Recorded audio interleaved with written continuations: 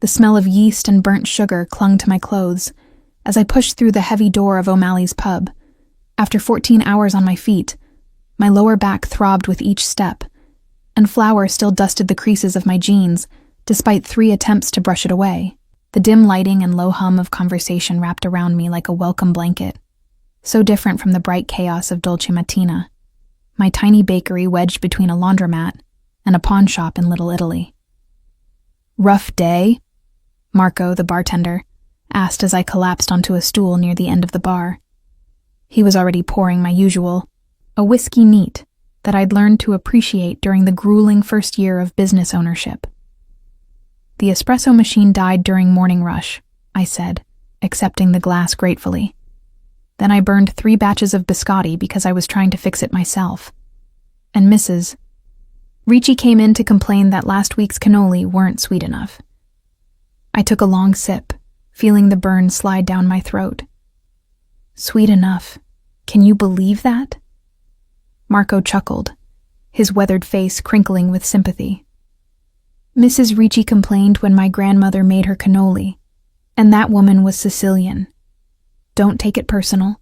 Alessia." I knew he was right, but exhaustion made everything feel heavier tonight. 25 years old, and some days I felt ancient.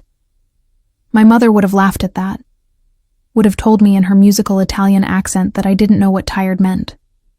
But Mom had been gone for 3 years now, and the bakery, her dream that I'd inherited along with her recipes and her debts, was my responsibility alone. "Another?" I said, pushing the empty glass toward Marco. He raised an eyebrow, but poured. The second drink went down easier than the first, the third easier still.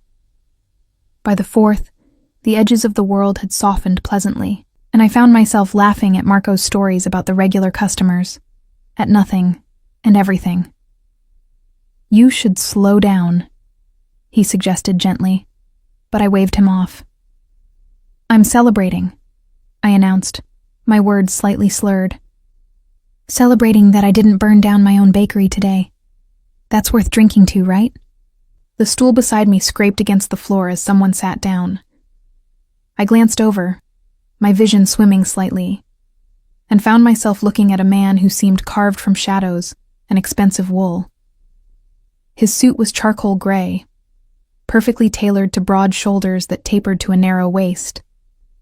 Dark hair swept back from a face that could have belonged to a Renaissance painting, all sharp angles and hooded eyes the color of espresso. He ordered something in Italian, his voice a low rumble that made my skin prickle with awareness, despite the alcohol dulling my senses. Marco nodded, suddenly looking nervous in a way I'd never seen before, and hurried to pour what looked like a very specific, very expensive whiskey. "That's fancy," I heard myself say, pointing at his glass. "I'm drinking the cheap stuff, the stuff that makes you forget you spent 12 hours kneading dough and arguing with suppliers about flour prices." The man turned to look at me, and I felt the full weight of his attention like a physical thing. His eyes were darker up close, almost black in the dim lighting, and they studied me with an intensity that should have sobered me up. Instead, emboldened by whiskey and exhaustion, I smiled at him. "You look like a bad boy," I announced, the words tumbling out before my filter could catch them. "Like a really bad boy, the kind my mother would have warned me about." I laughed, delighted by my own observation. "Are you? A bad boy?" Something flickered in those dark eyes. Surprise, perhaps, or amusement. The corner of his mouth lifted almost imperceptibly. "You have no idea," he said, his accent similar to Marco's, but somehow more refined, more dangerous. "That's not an answer," I pointed out, wagging my finger at him. "You're being mysterious. I don't like mysterious. I like honest. Like brutally honest." I gestured expansively, nearly knocking over my glass. "You know what I told Mrs. Ricci today? I told her that if she wants sweeter cannoli, she should go to Ferrara's on Taylor Street. They put enough sugar in theirs to give you diabetes just from looking at them." "Did you really?" He sounded genuinely curious now, leaning slightly closer. No, I admitted, giggling. But I wanted to. Instead, I smiled and said I'd adjust the recipe. Which I won't, because my mother's recipe is perfect, and Mrs. Ricci is wrong. I took another sip of whiskey. See? Honest. Brutally honest. That's me. Alessia, Marco interrupted, his voice tight with something I couldn't identify through my pleasant haze. Maybe you should head home. I'll call you a cab. I'm fine, I protested, but even as I said it, the room tilted slightly. The man beside me moved with fluid grace, his hand steadying my elbow before I could slide off the stool. Easy, he murmured, and I found myself looking up into those impossibly dark eyes. Up close, I could see silver threaded through his hair at the temples, could smell something woodsy and expensive, cedar maybe, or sandalwood. You smell good, I informed him solemnly, like really good. Not like flour and burnt sugar. That's what I smell like, always. It's in my hair, my clothes, probably my skin at this point. I laughed again, the sound slightly unsteady. But you smell like money and danger. Is that weird? That I can smell danger? Perhaps you're more perceptive than you think, he said, his lips quirking into an almost smile that transformed his severe features into something unexpectedly warm. Marco appeared with a glass of water, which the stranger handed to me with quiet insistence. I drank obediently, some part of my brain recognizing that I should probably be more cautious around a man I'd just met, especially one who radiated the kind of controlled power that made the air around him feel charged. I should go, I said, attempting to stand. The world swayed alarmingly, and suddenly his arm was around my waist, supporting me with a gentleness that seemed at odds with his dangerous appearance. I'll take you home, he said, not asking. That's very bad boy of you, I mumbled against his shoulder, which smelled even better up close. Taking advantage of drunk women. My mother definitely would have warned me about you. I'm taking you home safely, he corrected, amusement coloring his voice. There's a difference. Where do you live? I gave him my address, barely registering Marco's wide-eyed expression as the stranger guided me toward the door. A sleek black car materialized at the curb, driven by a thick-necked man who looked like he could break someone in half without much effort. Who are you? I asked as he helped me into the back seat, his hand cradling my head so I wouldn't hit the doorframe. Vincenzo, he said simply. Just Vincenzo? Like Cher? Or Madonna? I giggled at my own joke. I'm Alessia Amato. I own Dolce Mattina on Halsted. You should come by sometime. I make the best sfogliatelli in Chicago. Better than Ferrara's. Though don't tell anyone I said that. I won't, he promised, sliding in beside me and giving the driver my address. The drive passed in a blur of streetlights and soft leather.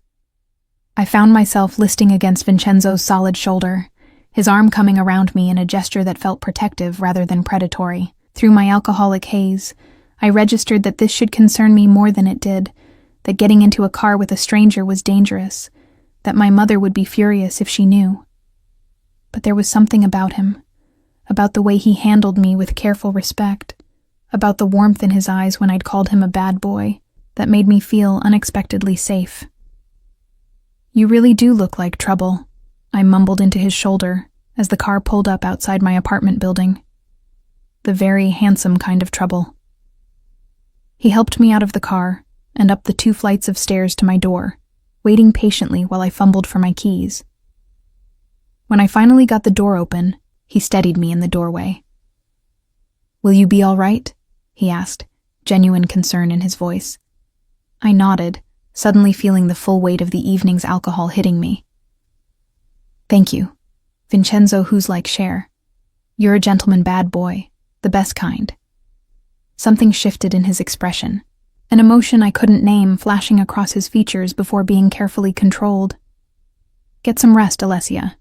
Drink water before you sleep. Will I see you again? The question slipped out before I could stop it. His smile was slow, dangerous, and completely disarming. "Yes, I think you will."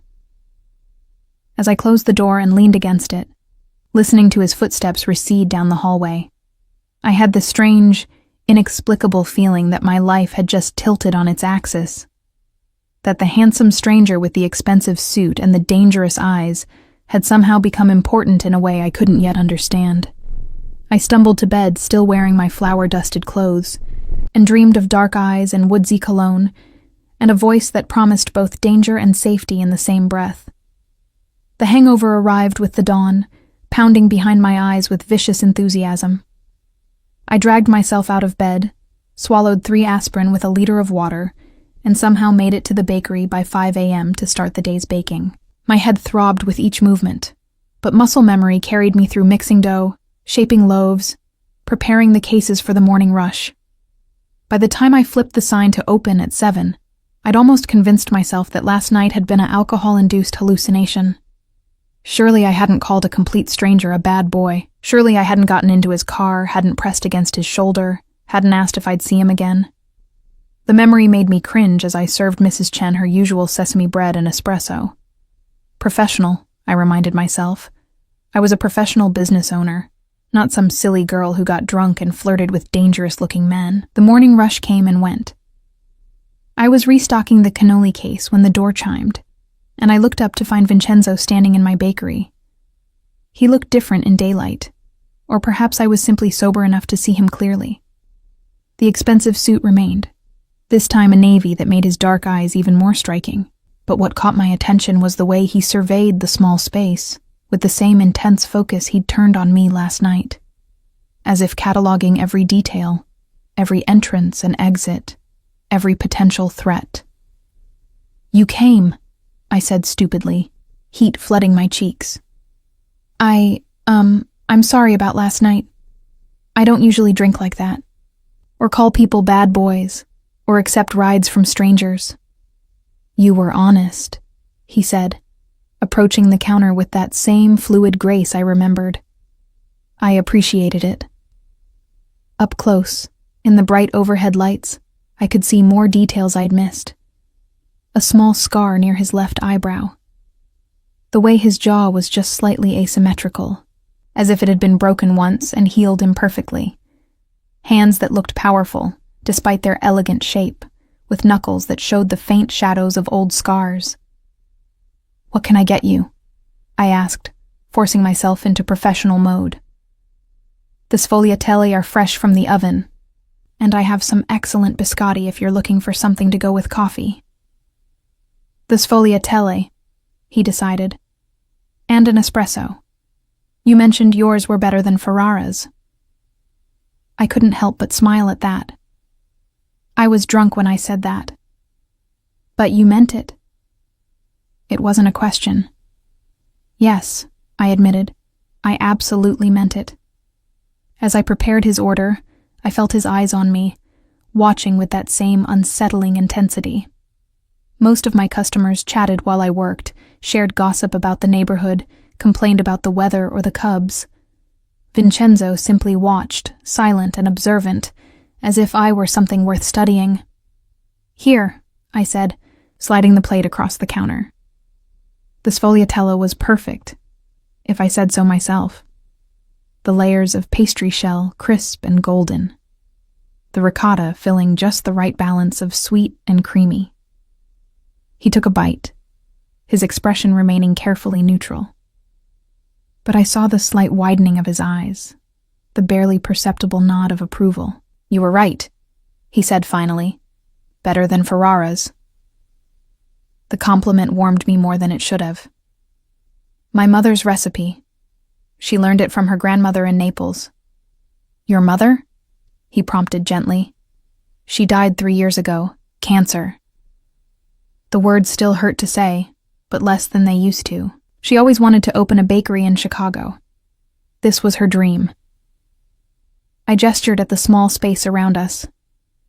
"I'm just trying to keep it alive." Something shifted in his expression, a softening around the eyes that made him look less dangerous and more human. She would be proud. We talked as he finished his pastry and espresso. Or rather, I talked, the words flowing easily despite my usual reserve with customers. I told him about the challenges of running a small business, about the constant battle with suppliers and rent and health inspectors, about how some mornings I wondered if it was worth it, if I should give up and get a normal job with normal hours and a normal paycheck. But then someone like Mrs. Chen comes in, I said, and she tells me that my sesame bread reminds her of her childhood in Taiwan, even though it's not the same at all. Or Mr. Rossi says my focaccia is almost as good as his mother's used to make. And I remember why I do this. Because you make people happy, Vincenzo observed. Is that silly? I asked. Making happiness out of flour and sugar and butter?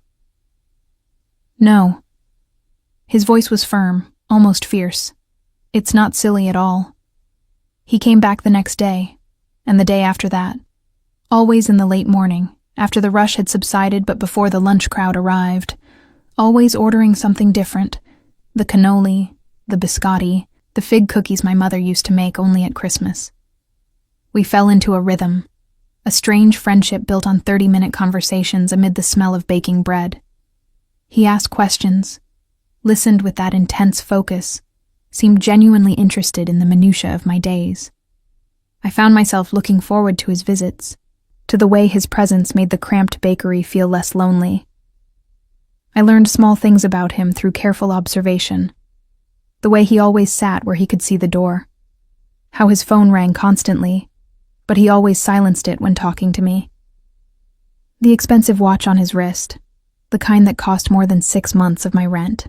The way other people in the neighborhood reacted to him, respectful, bordering on fearful, giving him a wide berth on the sidewalk. "What do you do?" I asked one day, 2 weeks into our routine. "For work, I mean.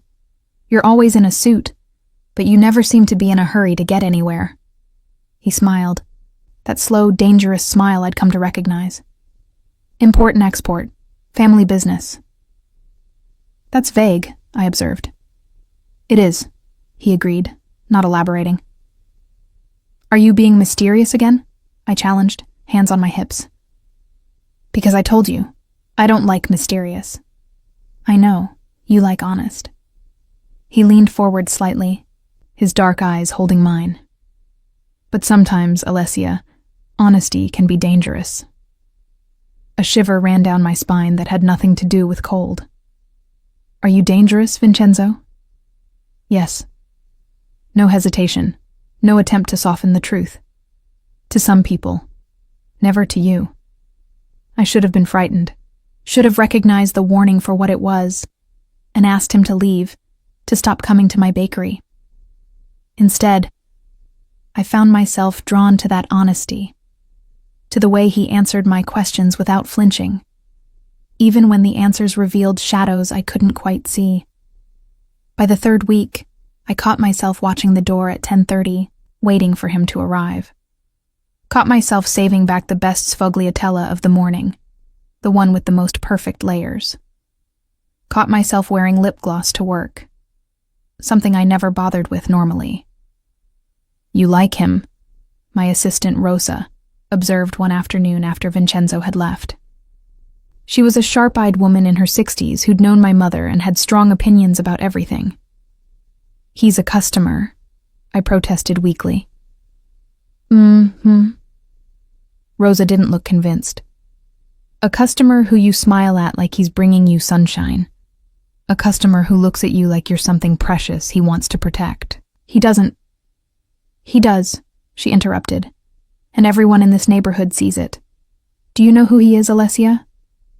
"Vincenzo Catalano. He imports and exports things." Rosa's expression turned grave. "He's Vincenzo Catalano, Don Catalano's son, the man who runs the entire North Side." The words hung in the air between us.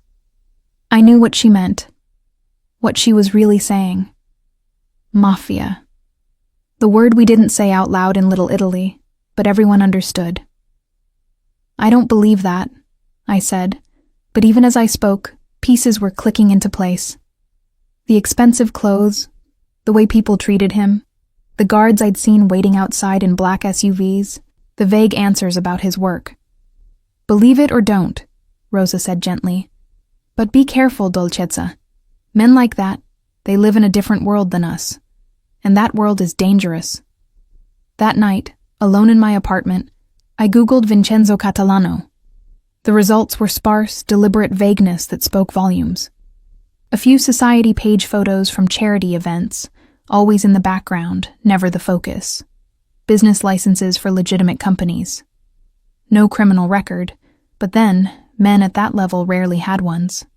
And underneath it all, rumors, whispers, the kind of reputation that existed in shadows and careful words. I should have stopped seeing him. Should have told him to find another bakery, another place to spend his mornings. But when he walked through my door the next day, his dark eyes lighting up at the sight of me, all my resolutions crumbled like day-old biscotti. "Alessia," he said, my name sounding like something precious in his mouth. "Vincenzo," I replied, already reaching for the sfogliatella I'd saved for him. And just like that, I knew I was in trouble. The kind of trouble my mother would have warned me about. The kind I was walking into anyway, eyes wide open. It was Rosa's scream that shattered the comfortable routine I'd built around Vincenzo's visits. I was in the back, pulling a fresh batch of olive bread from the oven, when I heard her cry out.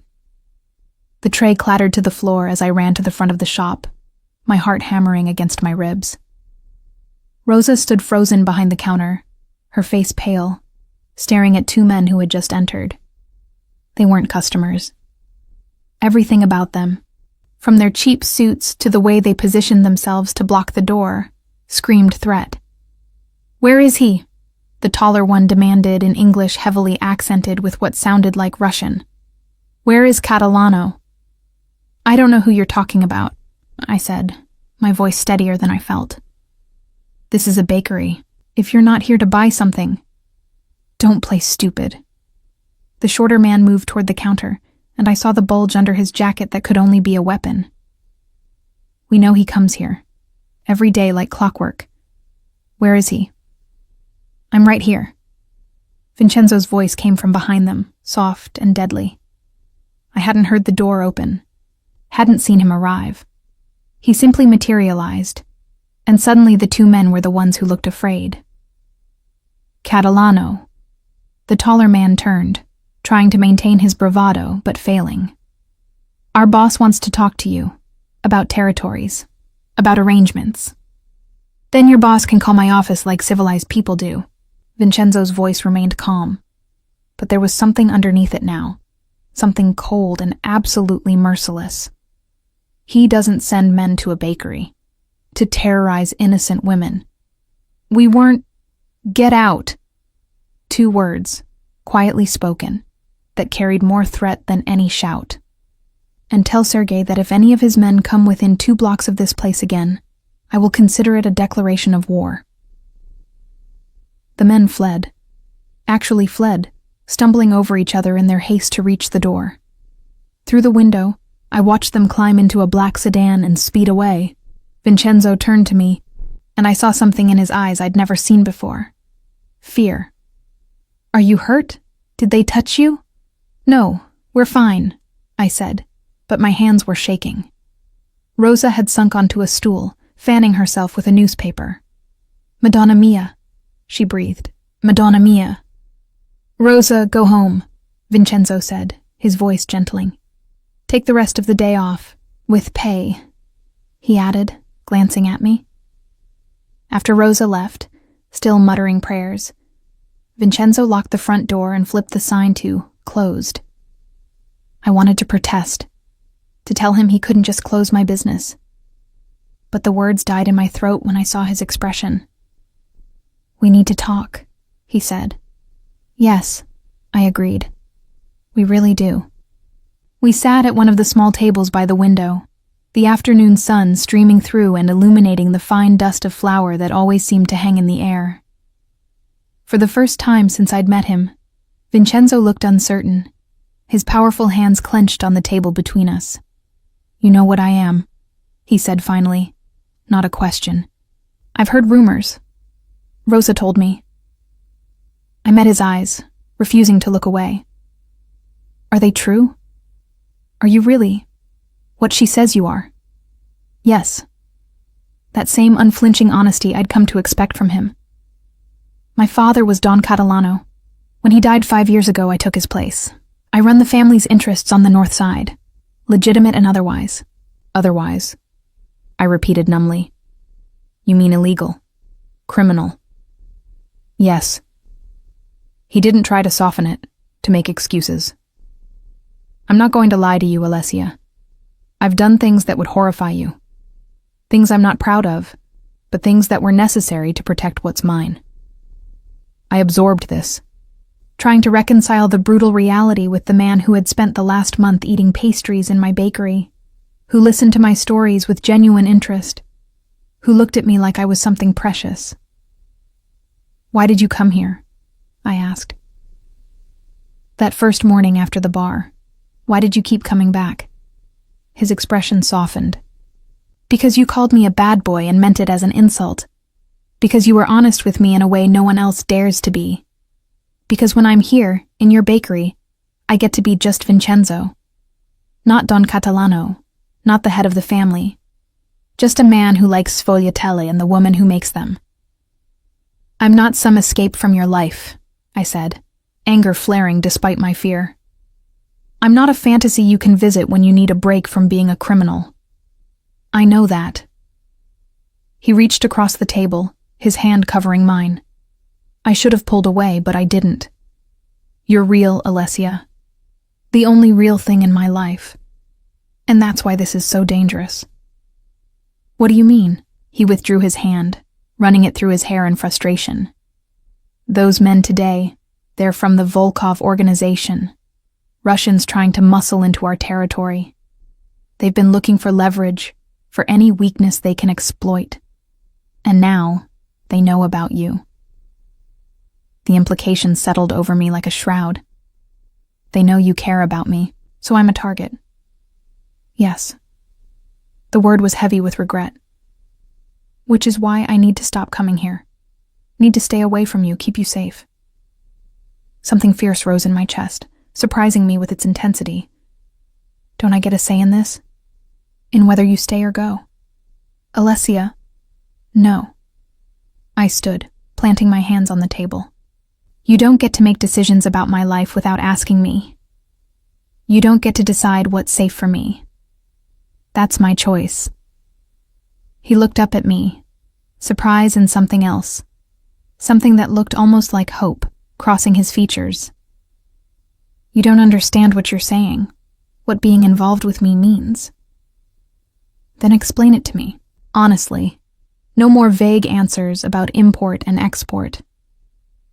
And so he did.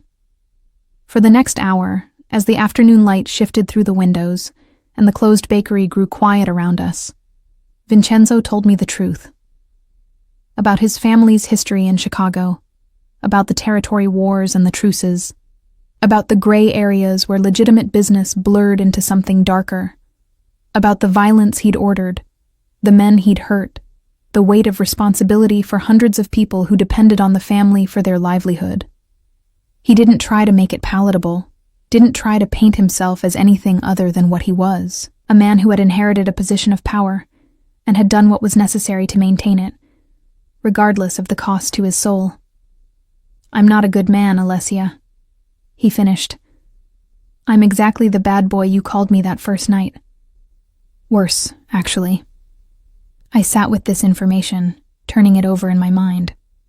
Everything in me should have been screaming to run, to get as far from Vincenzo Catalano as possible.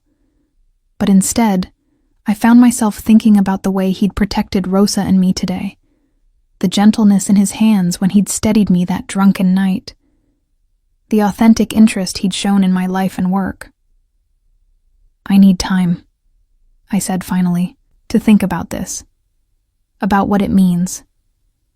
Relief flooded his features. Of course, I'll arrange for security, men to watch the bakery, make sure you're safe while you... No. The word came out sharper than I intended. No guards, no protection. If I'm going to make a choice, I need to make it freely. Not because I'm surrounded by your men, not because I'm afraid of the Russians or anyone else. His jaw tightened, but he nodded. 3 days. That's all I can give you. After that, if you tell me to leave, I will. But I'm placing guards whether you like it or not, non-negotiable. Fine. I crossed my arms. 3 days. He stood, and for a moment we simply looked at each other across the small table, the space between us filled with everything unsaid. Then he reached out, his fingers brushing my cheek with infinite tenderness. For what it's worth, he said softly, you're the best thing that's happened to me in 5 years, maybe in my whole life. After he left, I sat alone in my closed bakery, surrounded by the comforting smells of bread and sugar, and tried to make sense of my own heart. The smart choice was obvious. Run. Cut all ties with Vincenzo Catalano and his dangerous world. Go back to my simple life of early mornings and cranky customers and flour-dusted clothes. But I couldn't stop thinking about the fear in his eyes when he'd thought those men might have hurt me. The honesty in his voice when he'd laid bare all his sins. The way he'd given me a choice, even though I could see it was killing him to let me have one. I'd called him a bad boy that night in the bar, drunk and careless. But bad boys didn't look at women the way Vincenzo looked at me. Bad boys didn't spend their mornings eating pastries and listening to stories about flour suppliers. Bad boys didn't offer to walk away to keep someone safe.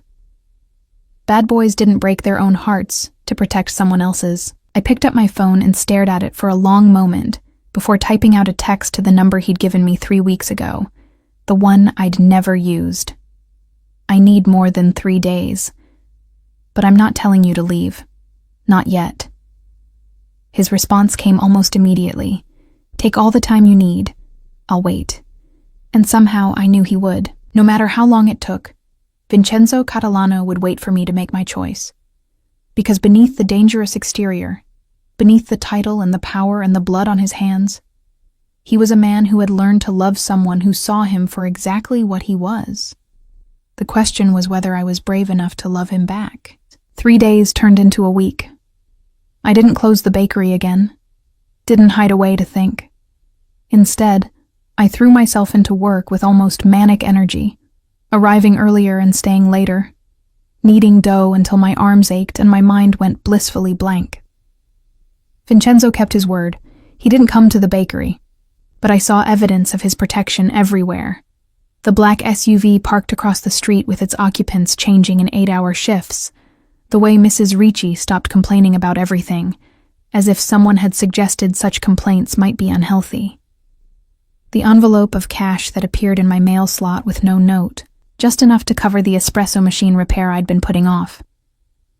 He's courting you, Rosa observed on the 5th day, watching me stare at the SUV through the window. The old-fashioned way, showing you he can provide, can protect. It's manipulative, I muttered, but without much conviction. Is it? Rosa arranged biscotti in the display case with practiced efficiency. Or is it honest? He told you what he is.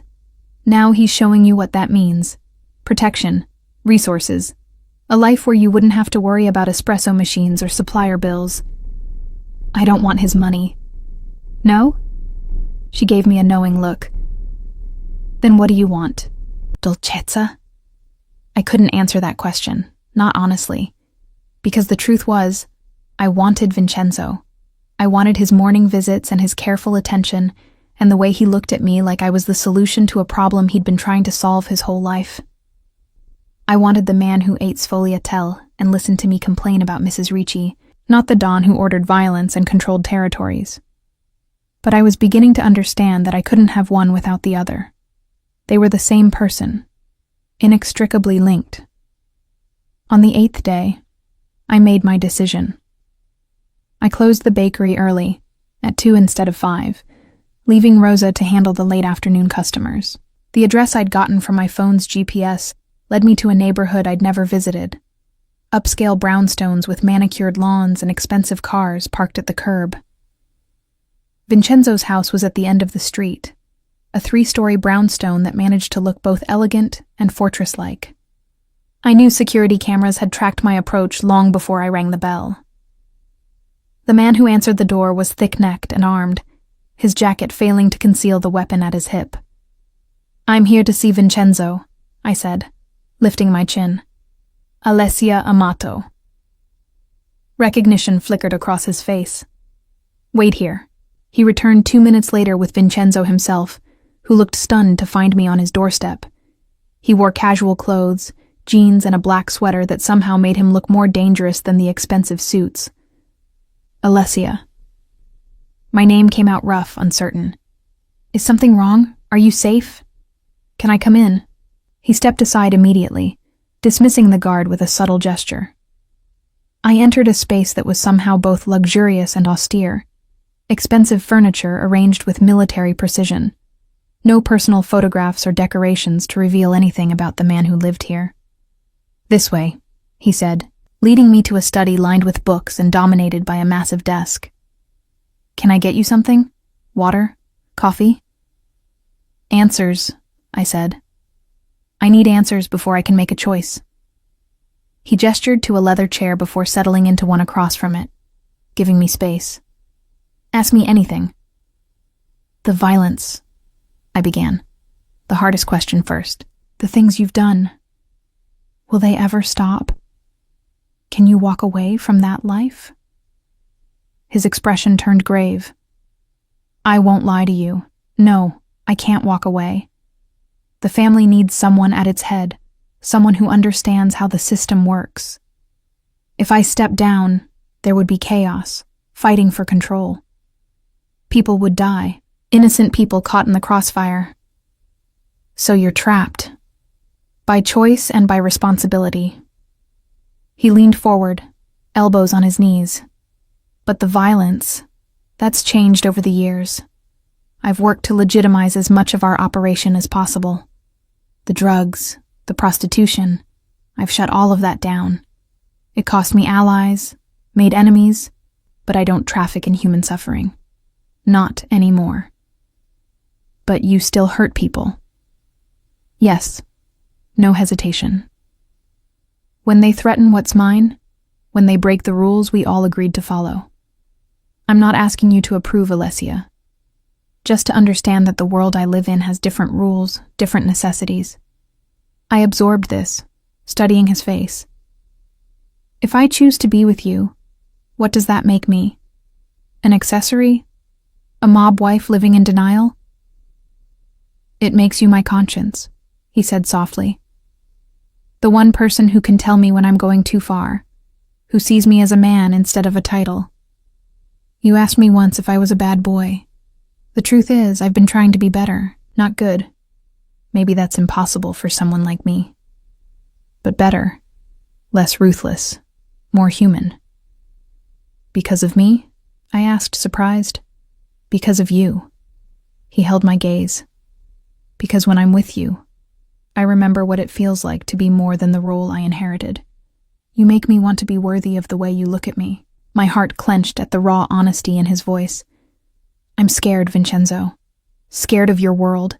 Scared of becoming someone I don't recognize. Scared of losing myself." "I know." He didn't move closer, didn't try to touch me. "And I'm scared too. Scared of putting you in danger. Scared of tainting something pure with the darkness I carry. Scared that one day you'll look at me and see a monster instead of a man." "I don't see a monster," I admitted quietly. "I see someone trying to be good in a world that doesn't allow for easy choices. Someone carrying responsibilities he didn't choose but honors anyway." "Is that enough?" His voice was barely audible. "For you to choose me?" I stood, moving to the window that overlooked a private garden. "My mother used to say that love wasn't about finding someone perfect. It was about finding someone whose imperfections you could live with, whose struggles you could support." "Your mother sounds wise." She was. I turned to face him, earned to. She also said that everyone deserves honesty, especially in love. And you've been honest with me, Vincenzo. Brutally, painfully honest. Even when the truth was ugly. Hope flickered in his dark eyes, quickly suppressed. "I will never lie to you, Alessia. That's a promise." "I believe you." I crossed the space between us, standing before him. "And I need you to promise me something else. That you'll never make decisions about my life without consulting me. That you'll treat me as a partner, not a possession to be protected." He stood slowly, his hands hovering near my shoulders but not quite touching. "I promise, but the protection, the security, that's non-negotiable. Not to control you, but because I couldn't survive losing you. Do you understand?" I nodded, finally understanding the fear beneath his control. "I need your guards to be discreet. I need to still feel like my life is my own." "Done." His hand settled gently on my shoulders. "Anything else?" "The bakery stays mine. My business, my decisions. You don't interfere. Don't throw money at problems I need to solve myself." "Agreed. Though I reserve the right to be your most devoted customer.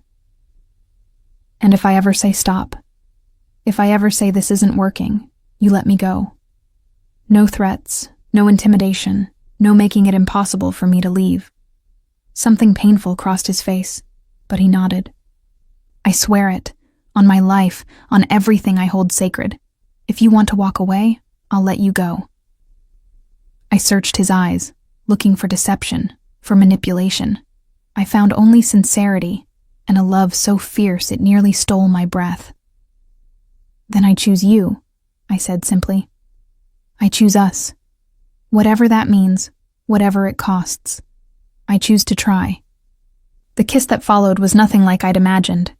It was gentle, almost reverent, his lips soft against mine, as if I were something infinitely precious. His hands cradled my face with such tenderness that tears pricked my eyes.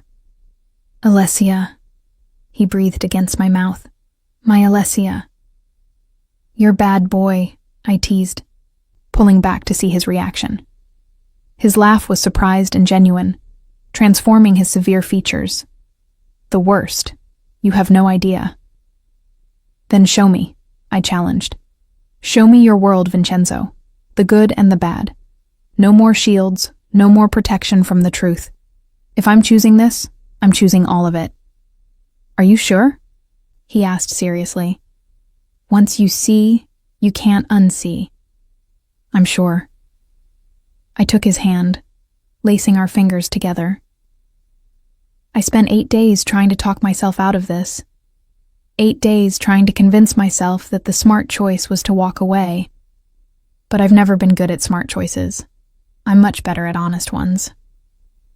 He pulled me close, his arms wrapping around me in an embrace that felt like coming home.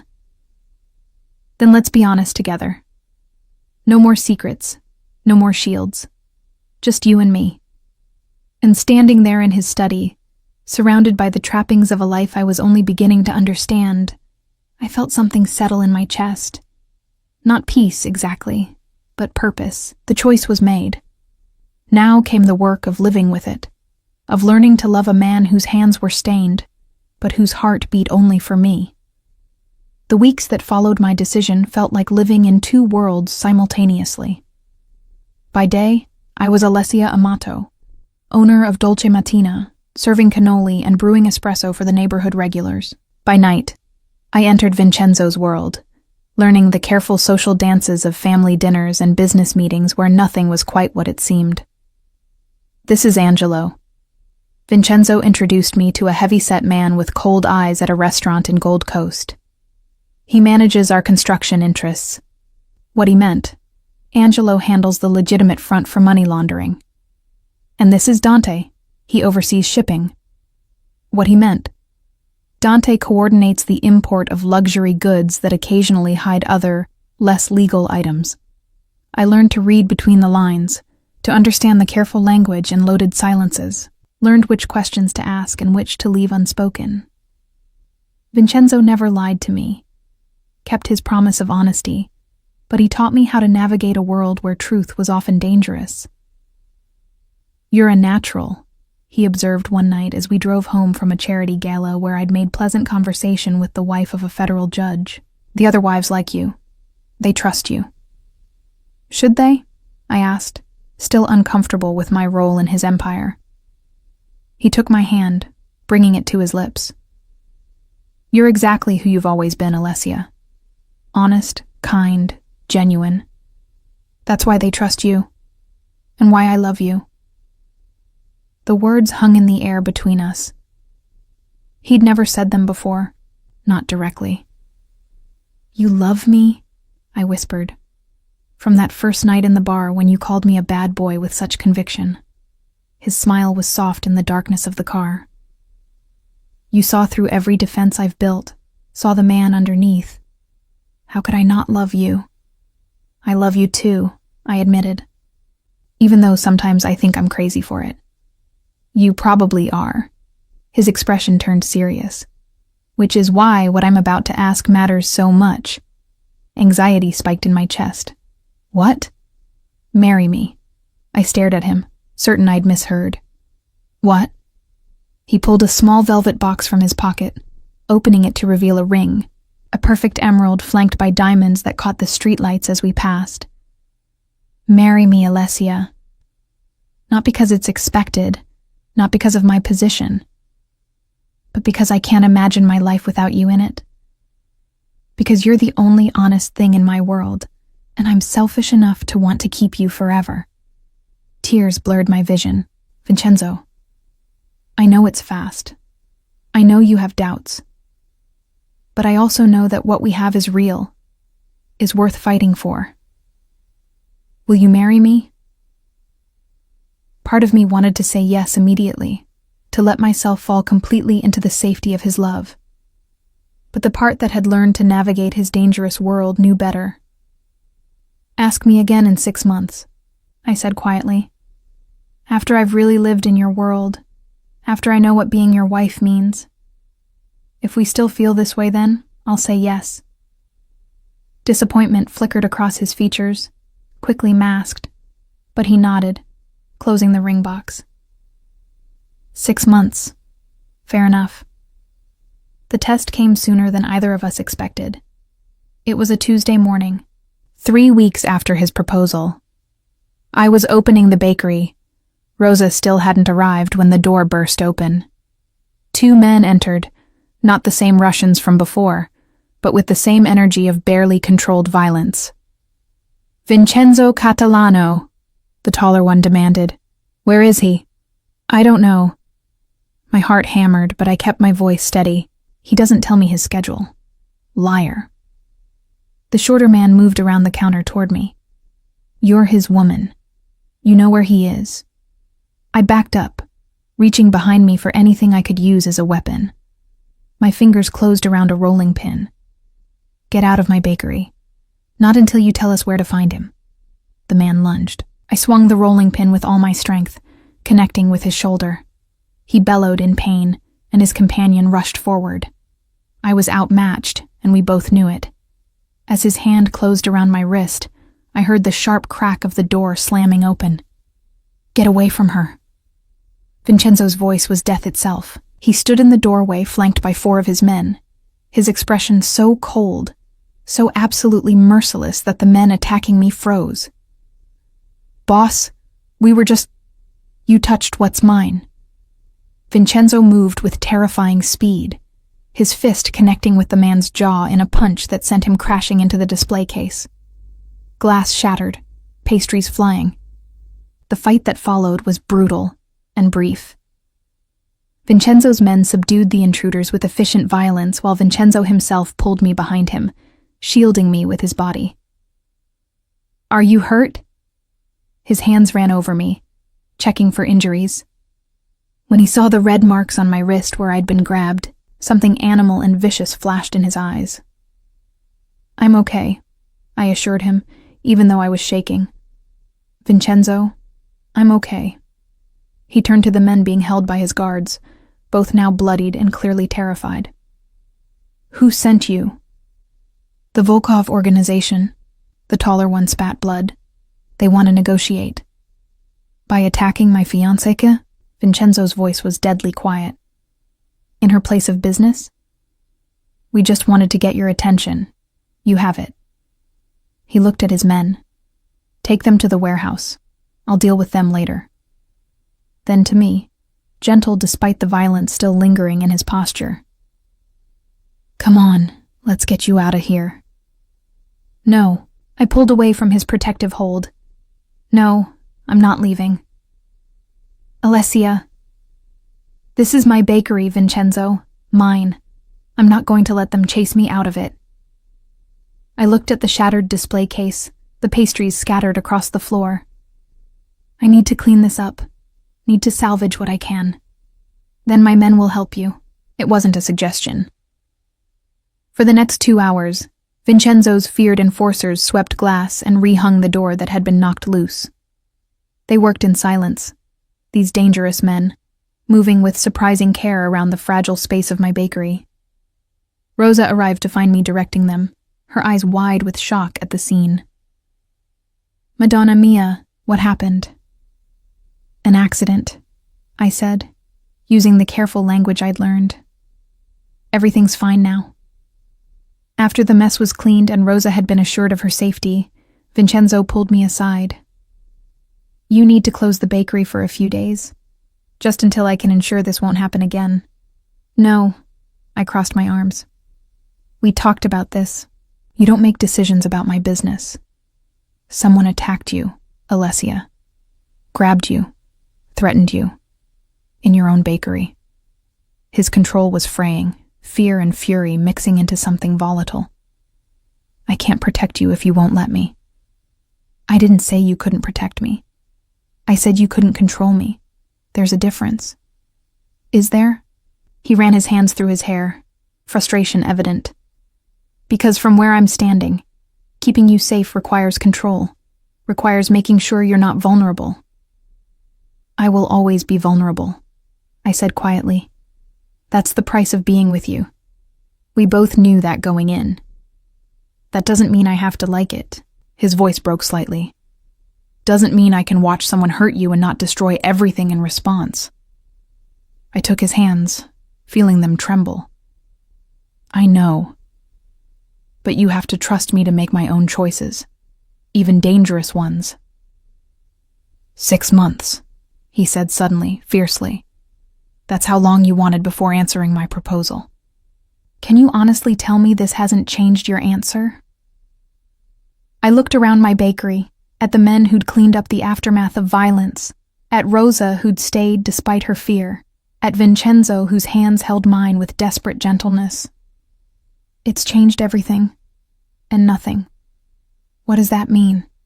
"It means I understand now what choosing you really costs, what being part of your world really means." I squeezed his hands. "And I'm still choosing you. But I need you to choose me too, Vincenzo. Not just my safety. Me. My independence. My right to make my own decisions, even when they terrify you." He closed his eyes, and when he opened them again, something had shifted. "You're asking me to let go. I'm asking you to trust that I'm strong enough to stand beside you, not behind you." For a long moment, he said nothing. Then, slowly, he nodded. "No closing the bakery, but extra security, discreetly placed, and you carry this." He pulled a small device from his pocket.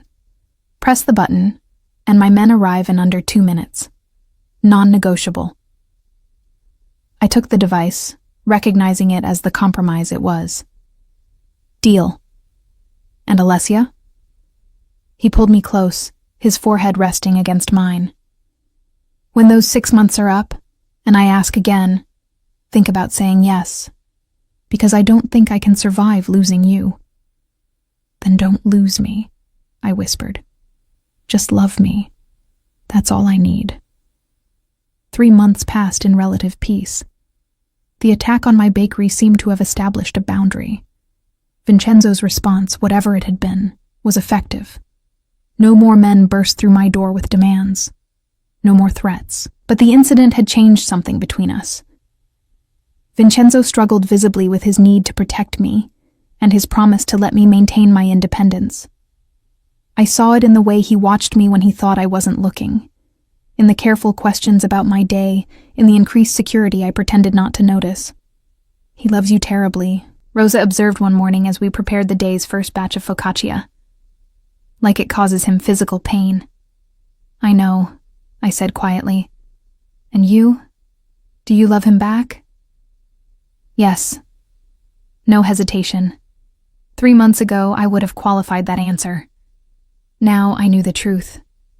I loved Vincenzo Catalano, bad boy and mob boss, with all his violence and tenderness, his control and vulnerability.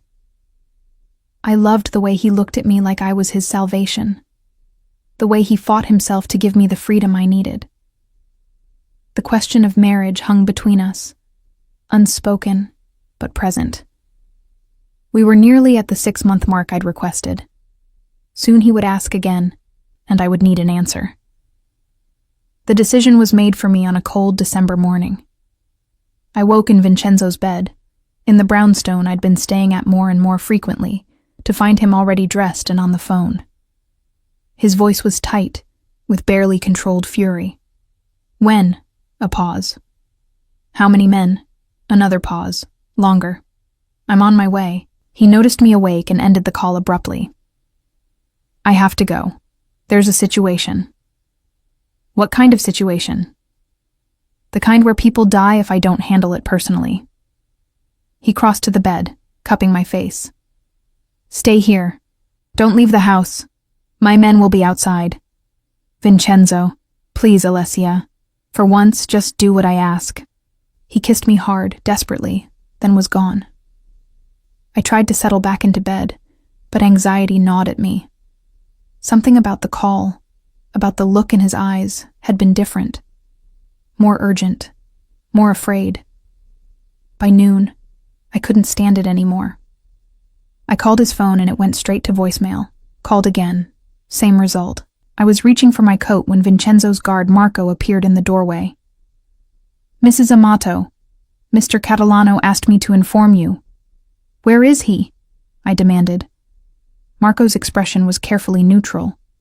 "He's handling a business matter." "Don't lie to me, Marco. What's happening?" He hesitated, then seemed to make a decision. "The Volkov organization. They've taken 3 of our men. They want Mr. Catalano to meet with them personally to negotiate their release." Ice flooded my veins. "That's a trap." "Yes. And he's walking into it anyway." "Not a question. Those men are his responsibility. Their families depend on him. He won't leave them to die." I grabbed my coat, my mind racing. "I'm coming with you." "Mrs. Amato, that's not—" "I said I'm coming." I fixed him with the same fierce look I gave suppliers who tried to shortchange me on flour. "Take me to him. Now." The warehouse district on the south side was a maze of abandoned buildings and broken glass. Marco drove through it with grim efficiency, finally parking outside a corrugated metal structure that looked ready to collapse. "He'll be furious if you go in there," Marco warned. "Let him be furious." I was already out of the car, walking toward the entrance where 2 of Vincenzo's men stood guard. They tried to stop me. I used my fiercest bakery owner voice. "Let me through, or explain to your boss why you prevented his fiancée Musican from entering. Your choice." They exchanged glances and stepped aside. The interior of the warehouse was cavernous and cold. I heard voices before I saw anyone, one in heavily accented English and Vincenzo's in response. "You want your men back?" the Russian was saying. "Then give us what we want. Territory, the docks, the construction contracts, everything." "And if I refuse?" Vincenzo's voice was calm, deadly. "Then your men die, and we keep taking more until you give us what we want." I rounded a support column and took in the scene. 3 of Vincenzo's men were on their knees, hands bound, guns pointed at their heads. Vincenzo stood across from them, alone and seemingly unarmed, facing a group of Russians led by a man I recognized from photographs, Sergei Volkov himself. "There has to be another way," Vincenzo said. "There is." Sergei's smile was cruel. "Give us the girl, the baker. She matters to you. She's worth territory, worth contracts. Give her to us, and your men go free." Everything in me went cold. They wanted to trade me for his men's lives. Never. The single word from Vincenzo was absolute. "She's not part of this." "Then your men die." Sergei raised his hand. "Wait." I stepped forward before my courage could fail. Every gun in the room swung toward me, but I kept my eyes on Vincenzo, on the horror and fury warring on his face. "Alessia, get out of here." His voice shook. "Now." "No." I looked at Sergei. "You want to trade me for those men? Fine, but I have conditions." "You're not trading anything," Vincenzo snarled. "Marco!" But Marco wasn't there. I'd made him wait outside, and the guards had apparently decided this was above their authority to stop. "What conditions?" Sergei asked, intrigued. "The men go free, all of them, including Vincenzo. And you give me your word as whatever you are, that they won't be harmed, that this ends the conflict. Done." "Alessia, no!" Vincenzo started toward me, but one of the Russians grabbed him, pressing a gun to his temple. "Let him go," I said, my voice steadier than I felt. "You have what you want." "Indeed." Sergei gestured, and his men released Vincenzo's guards, who stumbled toward their boss, then to Vincenzo himself. "Go. Take your men. Leave the girl." Vincenzo's eyes met mine across the space between us, anguish and rage and love written in every line of his face. "I won't leave you." "You have to." I kept my voice level. "Those men have families who need them. You have responsibilities. I'm just—" "You're everything," he interrupted, raw emotion breaking through his control. "You're my conscience, my redemption, my only honest thing in this corrupt world. I can't lose you." "Then trust me." I smiled, hoping it looked braver than I felt. "You said I made you want to be better. Let me help you be better. Let me save these men." "Touching," Sergei said dryly. "But we're on a schedule. Catalano, you leave now, or the deal's off and everyone dies." Vincenzo looked at me for a long moment, then did something that shattered my heart. He knelt, right there in that warehouse, this proud, powerful man, and bowed his head. "Please," he said to Sergei, "take anything else, my territory, my money, my life, but not her. Please." Sergei laughed. "How the mighty have fallen. Get up, Catalano. You're embarrassing yourself. I'm begging you." Vincenzo's voice broke. "I'll give you everything. The docks, the construction, the shipping contracts. All of it. Just let her go." The warehouse went utterly silent. Even the Russians looked shocked. "You'd give up your empire?" Sergei asked slowly. "For a baker?" "For her, yes." I understood then what I was witnessing. Vincenzo Catalano, the feared Don, was sacrificing everything he'd built, everything he'd bled for, to save me. Not through violence or threats, but through surrender, through love. Interesting. Sergei studied us both. Very interesting. "Please," Vincenzo said again, and the naked desperation in his voice made my eyes burn with tears. "Sergei," I spoke quietly, and the Russian's gaze shifted to me. "If you let me go, you lose nothing. If you keep me, you make an enemy who will never stop coming for you. He'll give you the territory now, but he'll take it back. He'll hunt you to the ends of the earth. Because that's what men like him do when they lose the thing they love most." Sergei considered this, then surprised us all by laughing. "You're right. And honestly, I have no interest in starting a war that will cost me more than any territory is worth." He looked at Vincenzo. "Get up. Take your woman. Take your men. Go." "What?" Vincenzo's head snapped up. "I'm not an animal." Sergei gestured dismissively. "This was never about the baker. This was about making you remember what it feels like to be human, to love something more than power. Congratulations, Catalano. You passed the test. Test? Vincenzo's voice was dangerous. My father was killed by a man who forgot how to be human, who saw people only as assets and enemies. I watched him become a monster. Sergei's expression turned grim. I wanted to see if you were the same. If you'd trade the woman you loved for territory, for 3 soldiers. You didn't. You were willing to give up everything. That makes you better than my father. Better than most of us. He waved his men back. Go. We'll negotiate territory like civilized people, not animals. And Catalano? Marry her. Women like that don't come along twice.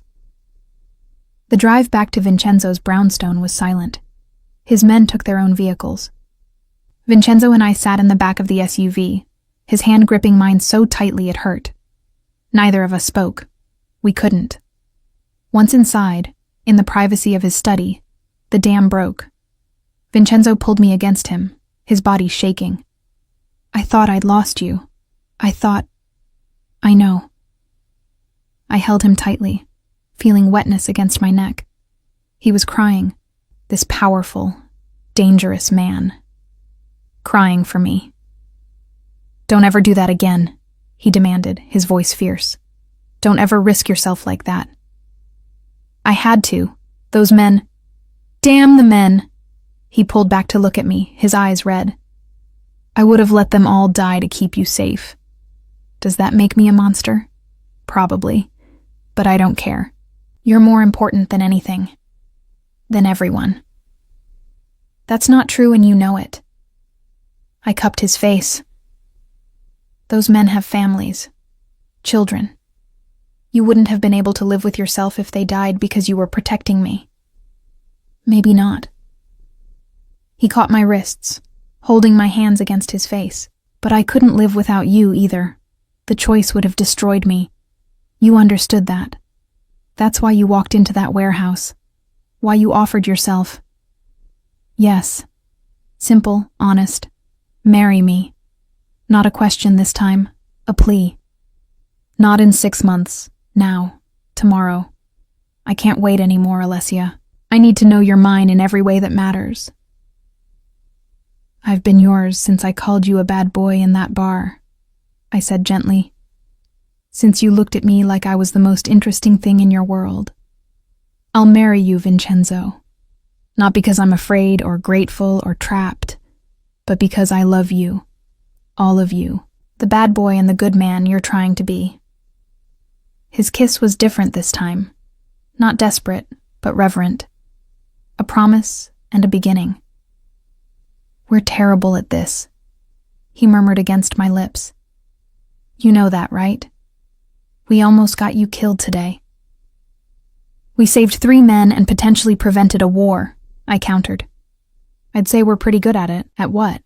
Being honest. Being partners. Being us. I smiled against his mouth. Besides, someone needs to be your conscience. Your bad boy needs redemption. I thought you didn't like bad boys. I don't, I admitted. But I love you, and that's the truth. He pulled me closer, and in the warmth of his embrace, surrounded by the shadows of his dangerous world, I found something I never expected. Home. Not in a place, but in a person. In the arms of a man who'd proven that love wasn't about control or possession, but about sacrifice. About being willing to lose everything to keep someone safe. My bad boy had taught me the most important lesson of all, that the truest form of love is letting go. And in learning that, he'd become exactly the man I needed him to be. Not perfect, but honest. And that was enough. 6 months after our wedding, I woke to find Vincenzo's side of the bed empty. Not unusual. He often rose before dawn to handle business that couldn't wait for reasonable hours. What was unusual was the sound of voices drifting up from the kitchen, low and urgent, with an edge that made my stomach clench. I pulled on my robe and padded downstairs, following the sound. Vincenzo stood at the kitchen island with Marco and 2 other men I recognized from his inner circle. They fell silent, the moment I appeared in the doorway. "What's wrong?" I asked, reading the tension in every line of Vincenzo's body. He exchanged glances with his men, then nodded toward the door. They filed out without a word, leaving us alone. Vincenzo poured himself an espresso from the machine, his movements precise but stiff. "The Volkov organization," he said finally, not meeting my eyes. "Sergei's dead, killed 3 days ago in Moscow. His cousin Dmitri has taken over, and he's not interested in maintaining our arrangement." Cold dread washed through me. What does that mean? It means everything we built, the peace, the understanding, it's gone. He finally looked at me, and I saw something I'd rarely seen in his eyes. Fear. Dmitri wants war. He's already hit 2 of our operations. He's coming for everything, and that includes you. I sank onto one of the kitchen stools, processing this.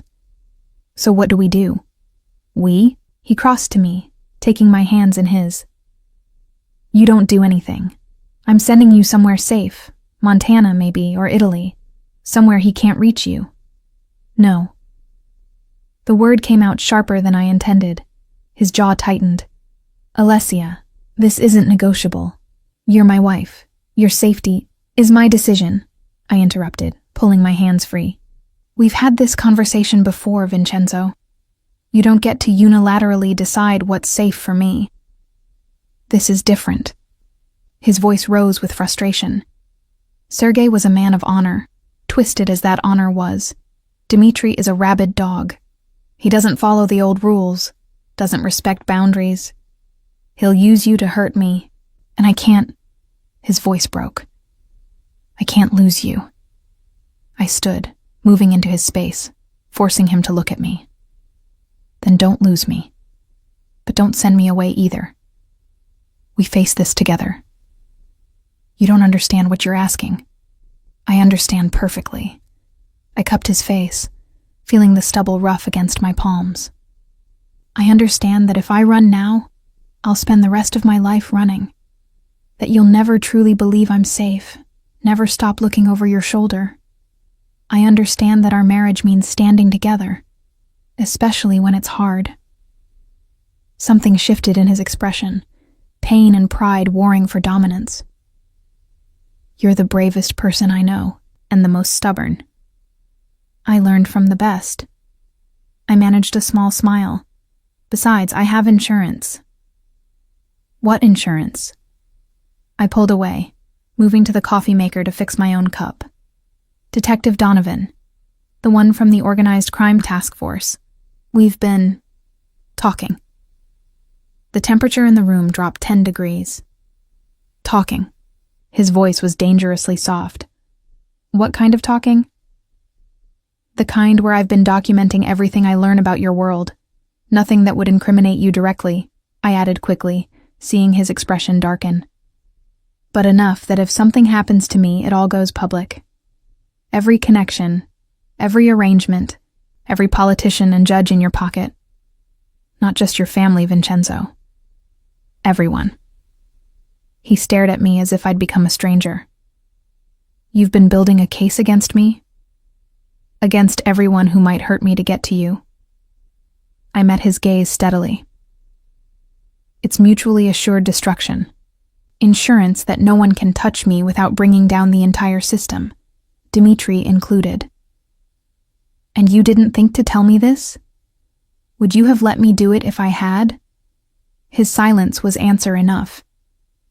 He turned away, bracing his hands on the counter, his shoulders rigid with tension. "You've been lying to me. For months, I've been protecting myself." I moved closer, placing a hand on his back. "The way you taught me to. By being strategic, by thinking ahead. You said you wanted a partner, Vincenzo, not a possession. This is what partnership looks like." He spun to face me, and I saw something I'd never seen before. Uncertainty. "How do I know you won't use it? That one day you won't decide you're tired of this life and burn everything down?" The question hung between us, exposing a vulnerability he'd never shown. For all his power, for all his control, he was afraid. Not of Dmitri or the Russians or any external threat, but of me, of the woman he'd given his heart to. Because I love you, I said simply. Because I chose this life, chose you, with my eyes wide open. Because the information exists to keep me safe, not to destroy you. It's a safeguard, nothing more. A safeguard you didn't trust me enough to tell me about. Would you have reacted differently if I'd asked permission first? I challenged. Or would you have forbidden it? Put guards on me to make sure I couldn't meet with Donovan, taken away the one piece of power I have in your world.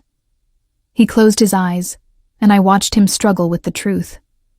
I don't know, he admitted finally. Probably yes.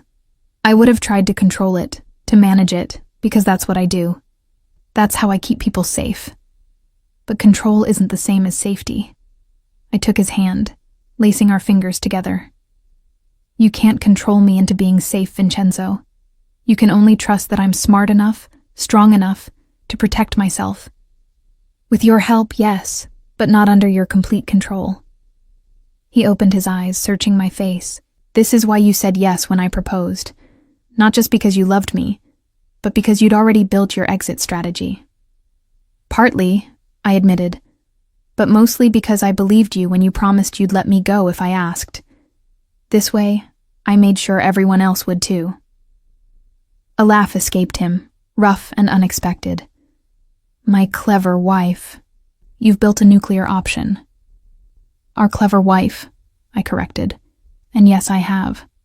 Which means Dmitri can't touch me without consequences that would destroy him and everyone he's connected to. Which means you don't have to send me away or lock me in a tower. We can face this together.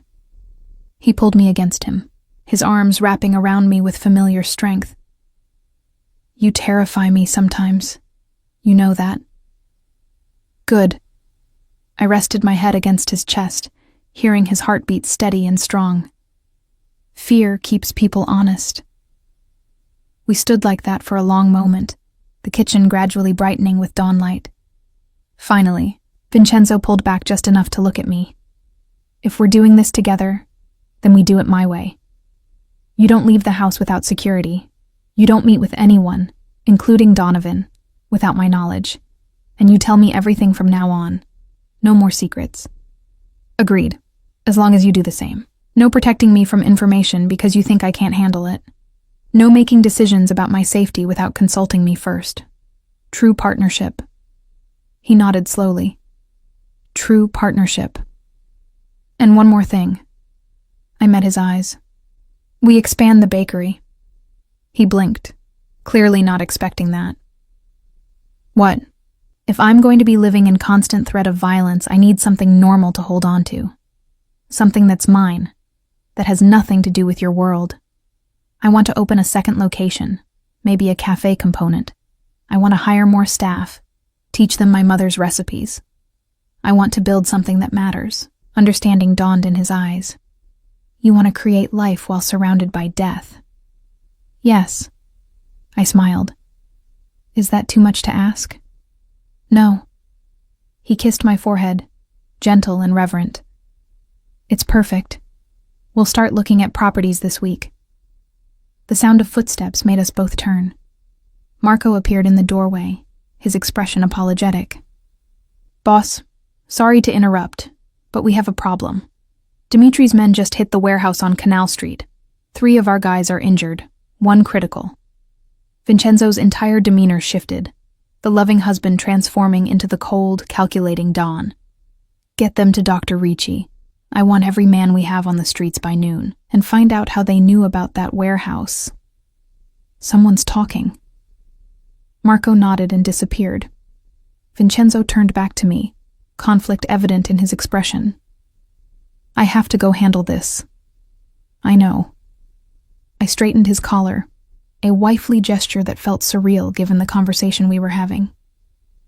Be careful. Always. He kissed me, hard and fast. Stay inside. Marco's leaving 2 men outside, and Rosa's coming over to keep you company. Vincenzo. Please, Alessia. Give me this one thing. Just for today. until we know what we're dealing with. I saw the fear beneath his control, the terror of losing me that drove every protective instinct. Okay. Just for today. After he left, I made myself busy in the kitchen, baking bread and cookies with the same methodical precision I used to calm my mind. Rosa arrived an hour later, her face drawn with worry. Dolcezza. She pulled me into a fierce hug. Are you all right? Marco called me, said there was trouble. We're fine. I handed her a cup of tea. Or we will be. She studied me with those sharp eyes that missed nothing. You're different, since you married him. Harder somehow. Stronger, I corrected. I've learned to live in his world without losing myself in it. That takes a different kind of strength than I needed before. And you love him still? Even knowing what he is, what he does? I thought about that question, really considered it. Yes, I love him because I know what he is. Because he's never lied to me about it. Because every day he chooses me, chooses us, over the easy path of complete control. Rosa shook her head, bemused. Your mother would be proud and terrified. She'd understand. I smiled, thinking of my mother's fierce independence, her unwillingness to compromise her dreams. She taught me that love isn't about finding someone who makes life easy. It's about finding someone worth fighting for. The day passed slowly. I baked. Rosa gossiped about the neighborhood, and I tried not to watch the clock or check my phone every 5 minutes. Vincenzo texted once. Situation contained. Home by dinner. But dinner came and went with no sign of him. By 9, I was pacing the living room, my phone clutched in my hand. Rosa had gone home at 7, reassured by my promise that everything was fine. At 10:30, I heard the front door open. I rushed to the foyer to find Vincenzo leaning against the doorframe, exhausted and disheveled. His shirt was torn at the shoulder, and I saw blood on his knuckles. You're hurt. I moved to him immediately, taking his hands to examine them. Not my blood. His voice was rough, empty in a way that frightened me. The man who talked, who told Dimitri about the warehouse. I had to make an example. I understood what he wasn't saying. He'd killed someone today. Not in self-defense, not in the heat of battle, but deliberately. As a message. Come on. I led him upstairs to our bathroom, sitting him on the edge of the tub while I filled it with hot water. Let's get you cleaned up. He let me undress him, uncharacteristically passive as I peeled away his ruined clothes and examined the bruises blooming across his ribs. When I helped him into the tub, he closed his eyes and leaned back, the water gradually turning pink from the blood on his hands. I knelt beside the tub, washing him with gentle efficiency. His hands first, scrubbing away the evidence of violence, then his hair, his face, his shoulders. Neither of us spoke. Words felt inadequate for the moment. Finally, when the water had gone cold and he was clean, I helped him out and wrapped him in a towel. In our bedroom, I made him lie down while I bandaged the worst of his bruises, my hands steady, despite the turmoil inside me. Say something, he whispered finally. Yell at me. Tell me I'm a monster. Something. You're not a monster. I lay down beside him, pulling him against me so his head rested on my shoulder. You're a man who made an impossible choice to protect the people who depend on you. I killed him, Alessia. Personally. I could have ordered someone else to do it, but I needed them to know. To understand that betrayal has a price. I know. And you can still touch me? Still hold me like this? I ran my fingers through his damp hair, feeling him tremble against me. Yes, because I know the weight of what you carry. I see the toll it takes on you. And I choose to be here anyway, to remind you that you're more than the violence, that you're also the man who eats sfogliatelle in my bakery, who listens to me complain about suppliers, who looks at me like I'm the only real thing in his world. You are.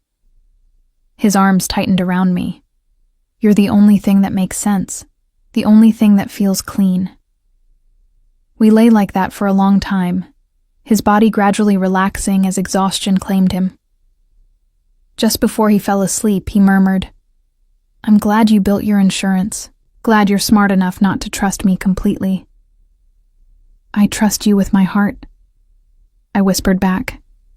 "Just not with my freedom. There's a difference." His soft laugh was the last thing I heard before his breathing evened out into sleep. The next morning, I woke to find a new message on my phone. Not from Vincenzo, but from an unknown number. Sergei's peace died with him. But perhaps a new arrangement can be found. Come alone to Rossi's at noon, or more of Catalano's men die. My hands shook as I read it. Dimitri. Somehow he had my number, knew I existed as more than just a name. I should wake Vincenzo, show him the message, let him handle it. Instead, I found myself texting back, "I'll be there." I left a note for Vincenzo, deliberately vague about where I was going. Then I called Marco, who was on security detail outside, and told him I needed to go to the bakery to handle an emergency. He protested, but I reminded him that Vincenzo had promised me autonomy in my business. Rossi's was a restaurant in neutral territory, owned by a family who served both sides of Chicago's organized crime without favoring either. I arrived at noon exactly, my heart hammering, but my expression calm. Dmitry Volkov sat alone at a table in the back. He was younger than I expected, maybe 40, with the same cold eyes as the men who'd attacked my bakery months ago. But where they'd been thugs, he radiated intelligence and calculated cruelty. "Mrs. Catalano." He stood as I approached, a mockery of politeness. "Thank you for coming." "You didn't give me much choice." I sat across from him, keeping my hands visible on the table to show I wasn't armed. "What do you want?" "Direct. I appreciate that." He leaned back, studying me. "Sergei made a mistake with your husband. He got sentimental, saw honor where there was only weakness.